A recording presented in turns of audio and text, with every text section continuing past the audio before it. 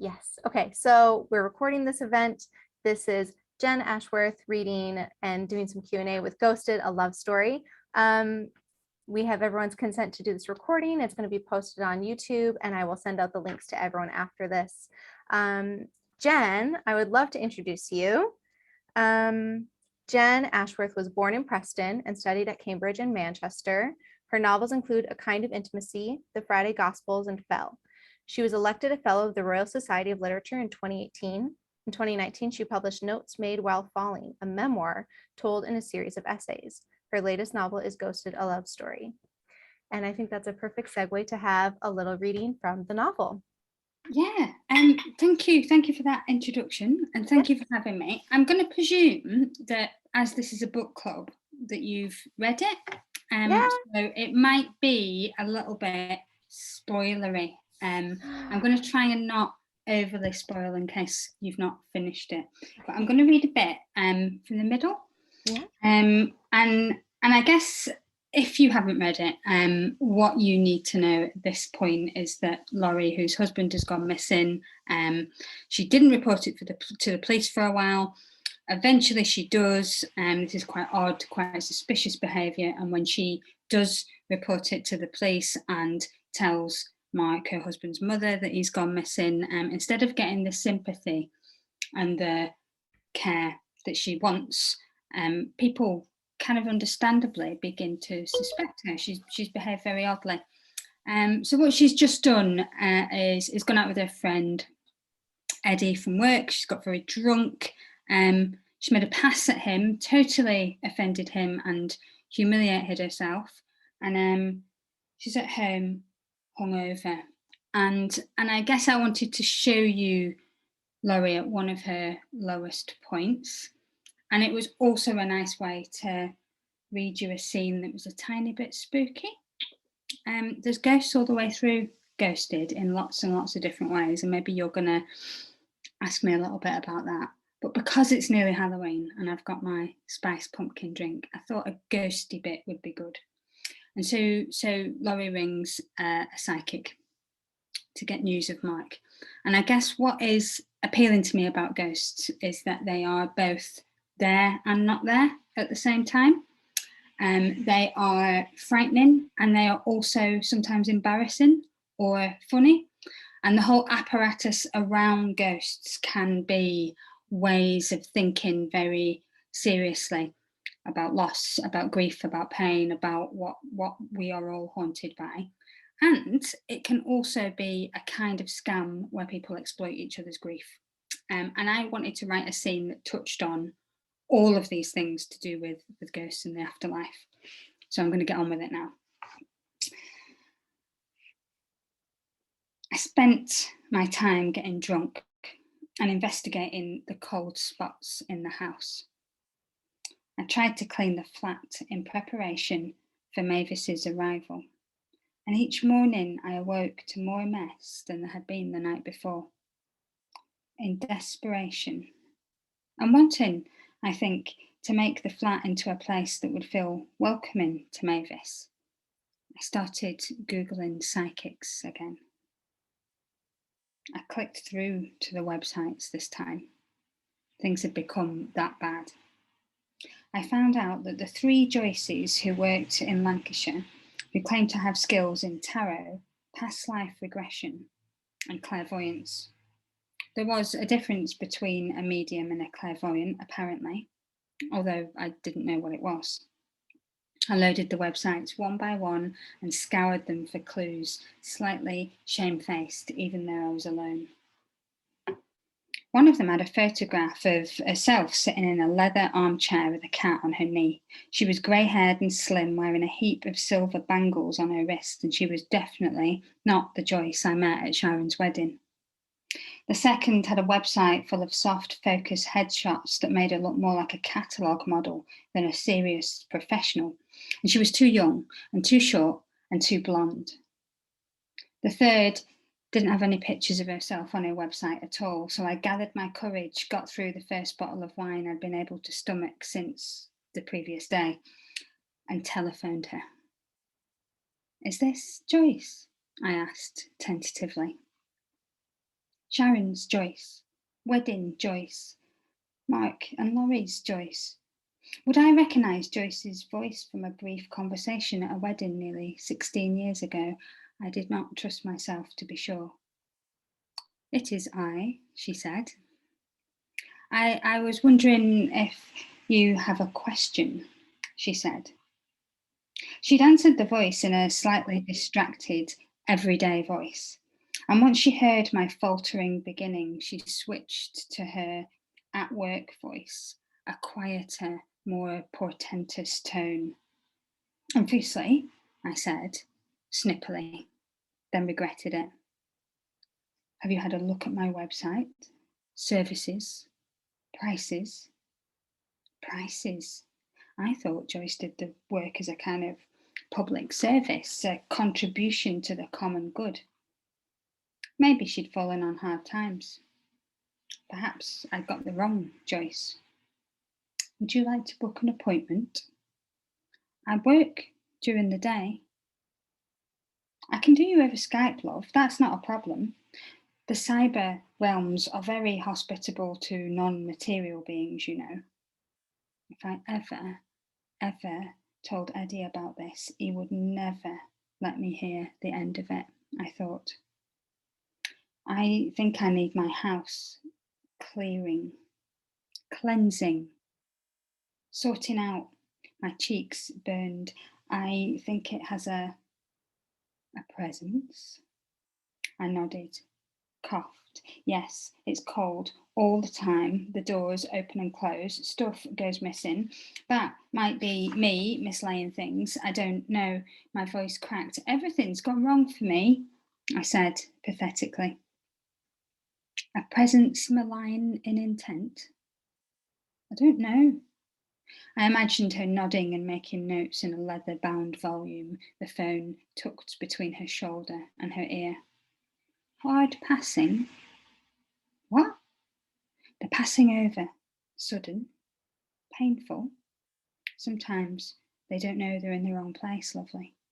I can see you're a beginner at this. I don't know. I don't have that information. This was, now I come to think of it, like that time I rang the Housing Association to ask them to send someone out to look at the electric heaters. Not having the vocabulary to describe what was wrong or to know what to ask for, I struggled and lost my temper.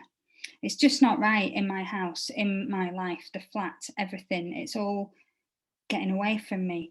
I sounded like a nutter. I knew I did. But then again, I wasn't the person charging money to talk to people's house spirits. So this Joyce, if she was going to judge me, did not have a leg to stand on. The thought galvanised me. I'm not sure what services you offer to clean a place up. I looked around me. My efforts at sorting out the flat had been half-hearted and minimal. I needed Kim and Aggie more than I needed a psychic. All right, love. Sometimes it's a matter unresolved, words left unsaid, leaves a ripple in the veil between our place and theirs. Does that fit? I didn't want to tell her about Mark, about what had happened to us. I didn't want to tell her anything. I'd read about it, you see, the art of the cold reading. You shouldn't give them anything to go on. I decided to take control and ask the questions myself. Do they hang about? If they feel like wrong was done to them? I looked around the living room, the way the light from my open laptop cast shadows into the corners and a strange bluish light over everything else. They're not so different to the way they were in life. Can I take your name? I can't really do a phone consultation without taking a few details. Your card number? Did you work on the Connie Fallon case? I asked. You're not a journalist, are you? Press requests need to come through the website in writing. There's a contact form. I'm not a journalist, I said. I'm just interested. Are you asking for references? Have you seen the testimonials page on my website? She asked irritably. It's not that, I said weakly. I just want to ask. Blake Barrett, I said. You might remember Blake Barrett, York, a suicide. You helped find him, the police. Who is it you're wanting to make contact with? She asked briskly. I'm not mucking around with time wasters. I'm looking for you, I think, I said incoherently. I'm sorry, I don't know your second name. I don't think you ever gave it. Have you have a friend called Sharon? Sharon Booth. She got married 16 years ago, it would have been near enough. I met you at the wedding with a man called Mark. Do you remember him? Do you remember us? That was a happy day, I wanted to say. Did you think we were going to be happy together?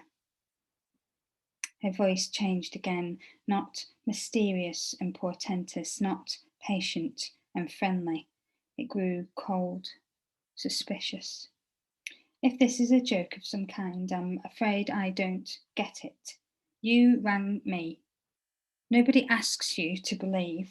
There's plenty of room in the world for skeptics. Without you, I'm not skeptical, I said. Yes, right, she said briskly. Well, as it happens, I do have someone here with me, a presence.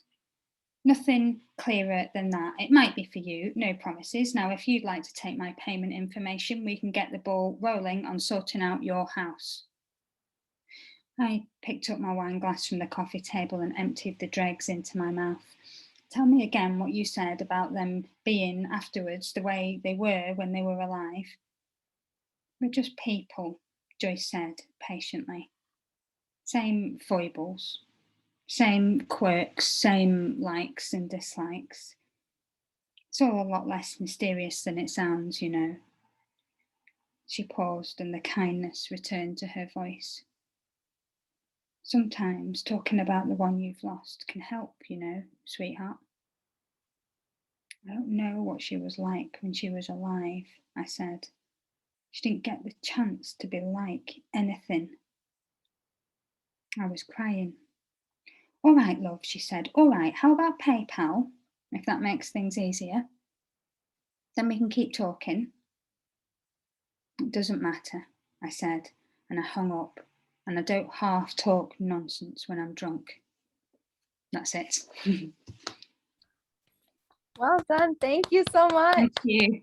It's so wonderful to hear the character through the writer's voice. It's really nice to hear it read and to hear that come to life. So thank you so much. That was very, I think, the perfect selection. Yeah. I haven't read that bit before because it does, well, it is quite spoilery and you have to know the beginning of the book and her memory of meeting Mark at the wedding with Joyce, the police psychic in the wings. You kind of have to know about that for that bit to make sense. So it's really good fun for me to be able to come and be slightly Halloweeny and read a bit. I never get the chance to otherwise. Oh yes, and the inflection you put in just the right places with oh, we can keep talking if you've got PayPal, and her hesitation as well when she's being kind of a sleuth but drinking the wine, and yeah, that was just really fun.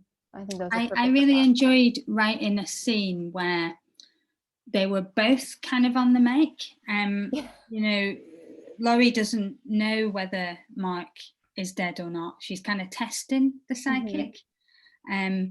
She also has another loss that she is unwilling or unable to speak about at this point. And they're both kind of tricking each other, and they're both being kind of really mean and really hard work. And I hope they're both reasonably sympathetic as well. I wanted you to imagine this poor telephone psychic just sitting in front of a telly with a cup of tea in the evening, and then having Laurie, who's drunk and angry and is convinced that she knows her, just break into her evening and have a bit of sympathy for her as well. Yeah, exactly. Well, I think the book does that, does a good job of that throughout. Like everyone kind of has a moment where you feel sympathy for them, but they've also got their flaws. I think every character is kind of has that moment for themselves, to have a moment where you see the other side of them. And I was going to say this question for later, but I wanted to know, do you think of this book as a character study in any way with Laurie or her father, Mark? Yeah, I think so. I mean, I go into, every time I write a novel, I go into it with questions, and those questions are not always what happens next, or what will these people do. They're not always about the exterior world. Sometimes the questions are, why would someone act like that? Why would someone do that? I wrote the first few pages of the book first, and I had no idea what was going to happen next, but I had this woman talking directly to the reader saying, here's what I told the police about the last time I saw my husband. I didn't report him missing for ages, and I'm not going to tell you why. And I didn't tell the police that I was angry at him, but I'm telling you. And she sets up these two lies straight away.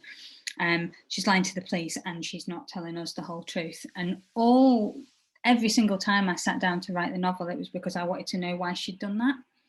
Oh, really? So you didn't? Yeah. You didn't? No, really I had know. no idea. So they are kind of character studies, and then as you know, primarily for Laurie, and then as the other characters appeared, I wanted to know why Mark would walk out on his wife, and by that point I'd spent a bit of time with Laurie, so you know I could sort of understand why he'd walk out.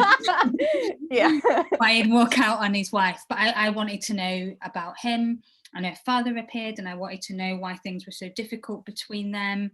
Olenna, who was one of my favourite characters, I wanted to know her beyond the kind of judgment and the prejudice and the kind of stereotypes and the impatience that Laurie treats her with. I thought, this is what Laurie thinks, but I want to know who she really is. And most of the writing of the novel was, to use your words, it was a kind of character study, but for me to find out. Okay, interesting.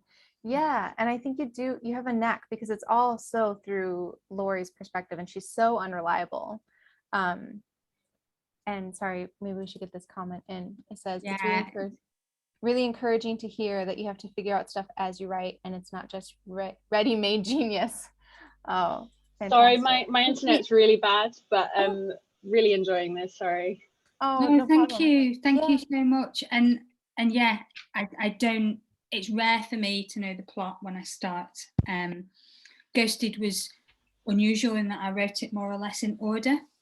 And I've never done that before, but it was so, and I wrote the first draft really quickly because I just wanted to, it was just that opening, the way that she's just lying to the police and to us. I immediately wanted to know what was going on, and that kind of held me through it. But no, I didn't have a plan. I didn't know if Mark was okay or not, or if he was going to come back or not. I didn't know. I think I knew quite early on there would be a murderer in the book. There would definitely be a murderer, and I didn't know which of them it would be until quite near. I think I didn't know until the point that the person who's done it tells us. Really? I'm trying not to spoil. That's so interesting. That's so interesting. It was so, not all of my books have been like that, but it was such a joy to write. And when I say that to people, quite often they look like, what, really? Because it is quite a dark book. And the book told me as I was writing it, I would bump into things and then think, gosh, I've got to research that. So I had to do a lot of research about the procedures around missing persons, about men and why they go missing. It's mainly men who go missing, not teenage girls. And there's a kind of phenomenon of it in male kind of mental ill health. Did loads of research on that. Did loads of research on kind of Laurie's particular loss and how that affects marriages. Loads and loads of stuff. And I think there's writers probably here, isn't there, in this room. I didn't do all the research and then know enough in order to write the book. I would sit and write a bit of the book, and the book would tell me what I then needed to go and find out to write the next bit. Wow, what a joy, because it's almost like you were reading it as you wrote it, right? Because you were kind of discovering as you went. That's really interesting. Cool. My other books have not been like that. It's been different. It has been different, and I'm trying to write something now, and I hoped it would be like that. I thought, Ghosted is like my 5th book, and now I know how to do it, so it's going to be easy from now on. But no, the one I'm writing now is not like that. So they're all different. That's interesting. So is the book you're writing now, not to diverge from from Ghosted, but is it more plot centered, or are you more planning, or how is that different from Ghosted? I don't know. I have exterior worlds very clear, like workplaces really clear, and spaces and settings, but I've not quite got the people yet. Okay. So I wouldn't say I'm even writing fiction at the moment. I'm just writing lists. I'm just waiting for the people to arrive. Making that world building. Yeah. Be ready for them. Yeah, Cool. and I've never done that before either. That's not usual. Maybe every book you do will just be a different technique. So other writers that I've spoken to have told me that every time you sit down, you think, oh, I know how to do this, if you've done it before. And then you go, no, I really don't know how to do this. I have no idea how to do this. And that is my experience with all the books. Interesting. So then with Ghosted, you wrote this first draft, and this is kind of a writerly question. You wrote this first draft, discovered it as you went. How much did you have to edit it when you go back? Because I feel like reading it, you see these hints of the plot early on. So it feels very planned. It feels very like, oh, Lori knows everything. She's going to take me. So how much did you have to go back and insert and edit? And how was that process? Stuff like that, the hints, hardly anything, really weirdly. But it was like I was reading her. So she'd say something interesting or mysterious, and I'd go, oh, I wonder what that means, and then go and write a scene that dealt with it in some way. So I was kind of listening to her. But what did really need loads of editing was the timeline. The order in which things happen is pretty much as I wrote the first draft. But so Mark goes missing in May. It's kind of mid-spring when he goes missing, and I wanted the book to end round about Christmas. It felt kind of important for it to end at Christmas, and I try and put a Christmas tree in all of my novels, and I do. So I wanted there to be a Christmas tree in the last chapter. So that was my plan. But to get that timescale working, and for him to be away, and how long until she tells the police, and then Mavis was going to come, and how long would she be able to book a plane ticket from Portugal, and is Laurie going to take 2 weeks off work, and it's really boring. And as I was writing it, I had not paid any attention to it at all. And so in my first draft, Mark was missing for 6 months and about 3 weeks and about 2 years, all at the same time. Just gone. Yeah, and it'd be like, one day, she'd be going to work and it'd be snowing, and then the next day, Mavis would be coming back like all brown because she'd been, suntanned and stuff. Yeah. So stuff like that. As I was writing it in that first draft, I knew that I was making a massive mess of it. I knew I was, and I knew it would take help and a lot of work for it to fix. And I decided, I was having such a good time with the people, I would just ignore that. I would just let it be. I don't know, when you're making a cake and you just know that the kitchen's going to need cleaning from top to bottom, and you think tomorrow that will happen. It was like that. And so my editor needed to do quite a lot of, we counted the days, which actually was really useful, because then I made Laurie count the days. I had that information in the edit, and I gave it to her because I thought she would count the days. She would measure how long he'd been away. So that was really helpful. But yeah, I needed that was a mess. Yeah. Well, it worked out because the timestamps that she has that kind of internal, clock. And when the police come, she's like, oh, it's been, I'm not going to get the right number, 72 days or whatever. Yeah. And I think she would, like, I think, no matter how kind of drunk and self-absorbed and depressed, and I think if your husband went missing, you would count how long he was away. Yeah, I think so. I wanted to ask too, how early on were her quirks, or all the characters' quirks? Because again, every character just feels so strong. And there's a bit of Laurie I love so much when, I don't want to be spoilery either, but when her dad goes to the hospital and she's with Elena, am I saying the name right? Yeah. and Elena's like, oh, I'm going to quit smoking. And her internal thought is, oh, I want to ask her for her cigarettes. I was like, she would want to just take her cigarettes. Like she would, that would be her thought. And it's just so clear. She's so consistent as how she's written. So I want to know, how early on were those quirks? I remember writing that bit. And I remember as I was writing it thinking, like, it felt so perfect for her, that utter selfishness. Yes. And then I thought, oh, but it's me who's thought of it, isn't it? Like, what sort of human being? Like, there was a part of me that, you know, I am a off and on again social smoker. If I was with someone who was really in distress, in this kind of real serious situation in a hospital, and they said, oh, I'm going to stop smoking, would I say or think, oh, I'll have those fags? And I think, yeah, there's probably a bit in me that would. Yeah. And I guess, you know, I'm you know, this isn't autobiographical and I'm very different from Laurie, but all of the characters have got bits of me in them that are, and I kind of think that's how writers work, that, you know, I think we could, and maybe that's why, or maybe that's what we mean when we say characters are identifiable. Maybe we don't act like Laurie. Yeah. Probably very few of us act like Laurie, but we probably know what it's like to have a really selfish thought and go right, at the wrong time. We probably know that, you know, and so I just try and channel all that into the characters. So, you know, certainly with Mark, you know, one of his defining features is like denial, and he doesn't want to talk with Laurie. He doesn't want to be around the way that she behaves when she's in pain. He doesn't want to talk about his own feelings. He doesn't want to, you know, he just doesn't want to do anything. He just disappears into the internet. And I think that most people could understand what that's, you know, understand what that's like. That when most people, I don't know, they come home from work on a Friday and they watch 3 episodes of, I don't know, Breaking Bad or whatever.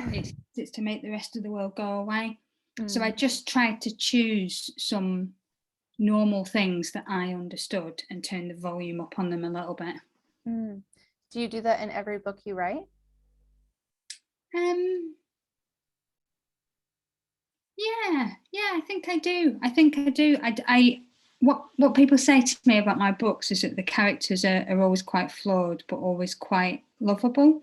And I think if that's how they land with the reader, I'm really glad about that, because I don't feel judgmental towards them. I don't think there's the baddie. I think what those people did in that particular situation is completely understandable. Right. And so I try and approach it as if they are, I don't know, close friends who do stuff that, you know, makes me cringe a bit now and again. I think that's what makes it interesting, is because it is relatable and you can feel that and see that reaction, but with the volume turned up. I was wondering, what kind of themes did you feel were in your mind when you were writing this? I guess I was really interested in how something could be both present and absent at the same time. And so, you know, Mike is not there and Laurie is absolutely obsessed with him. And, you know, that's all she thinks about. And she's in massive amounts of distress. And I don't know, you could imagine how she might have behaved as a 17-year-old if she'd ever been dumped, you know, that she's a hanger-oner, isn't she? And that her job as well is also about being present, being essential to the running of the university campus, and also being ignored and invisible because she's not an academic, she's not a student, she's a cleaner. So it was about being there and not there. And a relationship with her dad as well, where he, because of his vascular illness and his dementia, he's present in ways that are very unfamiliar or disturbing to Laurie, or he's absent, she doesn't recognise him at all. And that there's hints that he feels the same way about her. You know, he used to Mm. pretend that he didn't know her. He used to pretend when she was a child that he didn't recognise her. That this is a relationship that they've never been able to see each other, even though they've been, you know, physically close. They've lived together. They've lived near each other, and obviously all the stuff with the ghosts, the psychic kind of visitations, you know, all that stuff was ways of thinking about how something can be there and not there at the same time. And I guess I don't know what it was that gave me that theme, what made me curious about that. I can say that I'm always, I think all my novels examine the question of how to be with other people. Like, how do you be close to other people and it not be dangerous, it not be frightening, it not be damaging in one way. It's like the big human question, isn't it? And I think this was another angle on that big question that all of my novels pick away at. Yeah. Something else kind of on that is, you know, this idea of how do you be with people, but also how do you be with yourself? Because early on, I think she's talking to Eddie and he says, oh, you oscillate, don't you? Talking about her personality, how she kind of is fluid in who she is. And she's different with her dad. She can be the doting daughter or really angry. And I thought it was just really interesting because she was such a specific character, but then everyone kind of had these different roles they put on. Yeah, and she's been spending a long time at that point pretending that she's fine. That she, I mean, she's very badly not fine in lots of different ways, but she had this fantasy that Mark was nearby and watching her because he wanted to be who he wanted her to be upset, and so she was just really going to be absolutely okay. And I wanted to give the reader the understanding that Laurie has been spending so long doing stuff instead of being sad. You know, she's been drunk, she's been angry, she's been mean, she's been paranoid, she's been blaming, she's been pretending that everything's absolutely fine. She's been doing all these things instead of feeling sad and not being with herself. Yeah. Cool. Thank you. Well, I'm conscious of the time and I don't want to monopolize. So does anyone else have a question that they'd like to pose? You can just chime in. You can write it in the chat if you want me to read out. It's up to you. If anyone has a thought. Yeah, Dipka. Hi again, Jen. Hello, how are you doing? It's nice to see you again. I'm all right. Yeah, I'm halfway through Ghosted at the moment. I've been like frantically like devouring it since yesterday. I'm really enjoying it. So, and it's interesting to hear you talk about like asking why about your characters, and that sort of helps them become fully formed people. And I think so this is a writer's question. Good. But, I'm glad. But yeah, like I'm coming to the end of a first draft of a novel, and I feel like I'm doing things differently. I'm sort of mainly concerned with plot rather than characters. So there's been a bit of why, but I think really in the next draft it's going to be more about people and really getting into their head. So I was just wondering if you had any sort of general advice, anything practical that I could consider. Yeah, for working with your characters. I mean, you know, we've all got to find our own way of doing the writing, and just because this is the way that works for me, it doesn't mean that it is the best way, and definitely might not be the best way for you.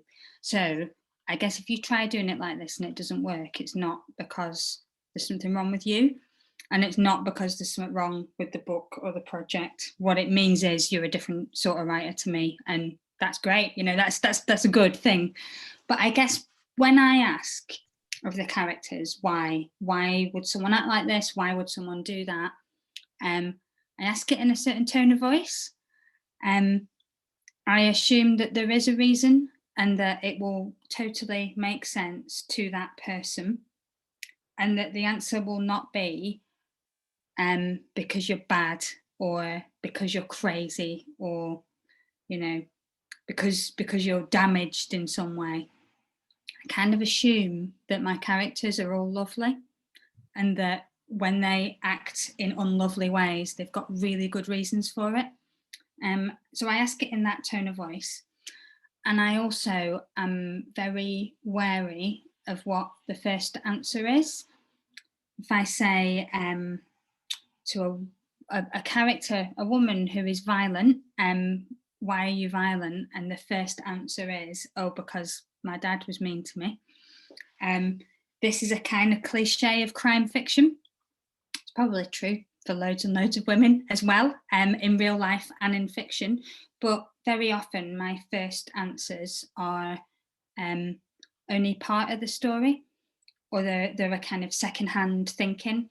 It's not the character talking to me, it's other books that I've read, or it's my own opinions, my own stereotypes, my own prejudices. So sometimes I have to ask it quite a few times. And I guess I keep on asking it as well. And I keep on asking it. I try and ask it in that tone of voice that conveys, I know this sounds a bit mad, don't worry. that tone of voice that conveys my assumption that there is a good reason.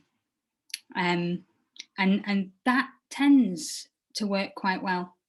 And what you said about having done the first draft and concentrated on plot, and now you want to go back and concentrate on the characters, that sounds like a really familiar way of working to me. That a novel is built, for me, in layers, and each scene is built in layers. So I might write the dialogue first, and then put in what people are doing with their bodies and their hands, and then do some setting, and then think about point of view, and have to rewrite it because of the point of view, and work on it that way in layers. So doing it across a novel sounds really familiar to me.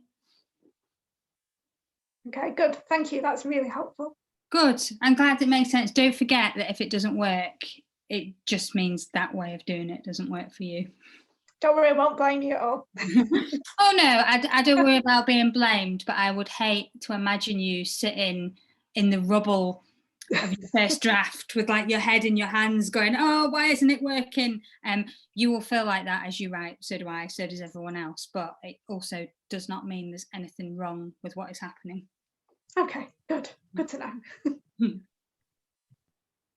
We're not alone. No. Oh, I see Louise has a question. Yeah. Hi, yeah, actually really just picking up on what you're just saying right now with the digging deeper than your first reaction. I think you said you were kind of figuring out where this story was going, right? And I'm always really interested with the digging deeper and beyond the writer's first idea of like, oh, this could be it. But how do you eventually decide? You have like several options. How do you decide this is a story or this is the story where I want this to go for certain decisions you make? Yeah, that is such a good question. It's like there's a little click in my head. Like, do you know when you've got like a makeup compact, the little plastic cases, and you click them shut and they make that really nice noise as they shut, they go click. It's like that. And I wish I could tell you better. Where I am now in my writing is that I am digging under my first ideas, and what it feels like is sifting through loads of stuff, like in a charity shop or something, and everything in the charity shop is quite nice and you could buy anything and it would be reasonable, but you're just digging and digging and digging because the thing hasn't occurred. And when I hear that click, what it feels like, it doesn't feel like I'm inventing something. It feels like I'm finding something, or I am recognizing something. So I wondered as I was writing the early scenes of Ghosted whether Laurie had killed her husband. And I wanted to have that idea with me as I wrote those few scenes. And I know that readers wonder about that as well, and the police wonder about it. But I also knew that wasn't the thing because I didn't recognise it. And I guess that's the only, I don't know. I've heard people describe meeting the one in a bar, and it feels like that. I have not had that experience, but they describe it in the same way. It's as if you've met them before. You're remembering something, you're not meeting it for the first time. Okay, thank you so much. That's such Yeah, a so great way. maybe my tip would be to keep on going, like the persistence is in the searching and the looking, and to surf your way through all the rails in the charity shop with much curiosity and happiness until you find the one. That's why you go to a charity shop after all. I know. Awesome, thank you. Thank you. Are there any other questions that anyone wants to pose? If not, I've got one last question and then maybe we could wrap up. My last question was kind of about your prose. This is a writery question. I feel like when I read it, it's almost poetic, and that could just be me, but there's just like a really lovely flow to some of the descriptions, and Lori just experiencing things in such a way that's so tangible. I'm just like, oh yeah, I can see that happening or feel it happening or smell it. It's just very poetic and very rich. And I was wondering, do you think your writing style has evolved, or what kind of advice do you give to some of the students that work with you on finding your writer's voice, if that makes sense? I might have rambled a bit. Yeah, I mean, it's complicated in the first person because she shouldn't sound like me. She shouldn't sound like a novelist, a creative writing professor. She shouldn't sound like a nearly 40-year-old mum of two. You know, she should sound precisely like her. But then if I start thinking, what should a cleaner in her mid-30s sound like? The door that opens is one of stereotype, of cliche. And it's really boring. Like, so, and you know, it takes ages to write a novel, and there's loads of drafts as well. So you may as well do something that's not boring. And so I decided, instead of trying to imagine who Laurie would be, or what words she would plausibly know, or how she would see the world, and trying to invent that, I would just get as far into her body as I could. And you mentioned the sensory writing, and that was really the key for me. So I thought, you know, what does she touch? What does she see? What does she smell? Her being a cleaner helped. I have been a cleaner.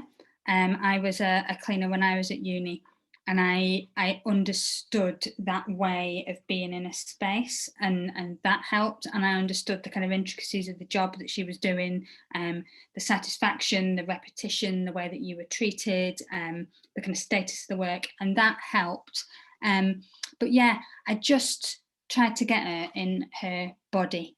And there was, you know, a couple of people reading the book quite early on said, oh, we don't quite believe this voice. We don't think like a cleaner who hasn't been to university would be able to write like this. And I'm sort of embarrassed that those people felt okay about saying that out loud, or even thinking that. I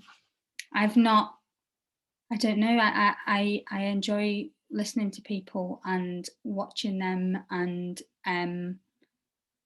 I've never met a person who's not used a certain phrase or had a way of seeing the world, or a way of being in the world, or a way of stringing sentences together that I've not found strange and beautiful in one way or another. And you just turn up the volume on that so that Laurie speaks a little bit more like a novelist, maybe, than she should, but also not like me, entirely from her own body. And lots of drafts as well. Like, you know, after I did that first draft, I'd read it out loud over and over again, and I would hear the bits that didn't sound like her, and they generally sounded either like me or like a stereotype of her, and kind of cut those bits. That's cool. So you kind of had to find your way to the middle, not a stereotype, and not the writer and the character. It again, it felt like finding her rather than inventing her. And I'm not I did invent her. It is my work. I do understand that, but I'm saying what it felt. And I think the reason it feels like that is because I've read a lot. I've read a lot of voices, and I have, do you know, like when you're learning to drive and you have to like do signal, mirror, maneuver and kind of talk it over to yourself. And then once you've been driving a long time, your body just does it. Yeah. It's a bit like that. And I think that I have read such a lot that there is a little bit of just hearing when it's out of tune, and I can adjust it. That's cool. Nice. Wow. Well, if there are any other questions from anybody, I think this would be the time to pose them. We're about 10 to 8, and I'm conscious of your time as well. Great. Okay. Well, Jenn, thank you so much for doing this. Truly, No, it's such a thank you. treat. It's been good fun. It's been. Yes. I've been a bit sad not to be able to get out and about with the book as much as I'd like to because of COVID. So it was so generous of you to let me come. Oh. And I know that in book groups, part of the pleasure sometimes is to really stick the knife into a book that you don't like. And I'm sad that if my presence has deprived you of that pleasure. I like doing that at the book group as well. So maybe it's a good idea for me to edge quietly away before your time is over so you can speak to each other without me being here. As if we could have anything bad to say. We could not. Well, I hope that you will enjoy whatever conversation you have next. Yeah, of course, absolutely. Well, it was such a treat. Thank you so much. Thank Happy you. Halloween. Thank you for having me. Bye-bye. Yes, Bye, everyone. bye.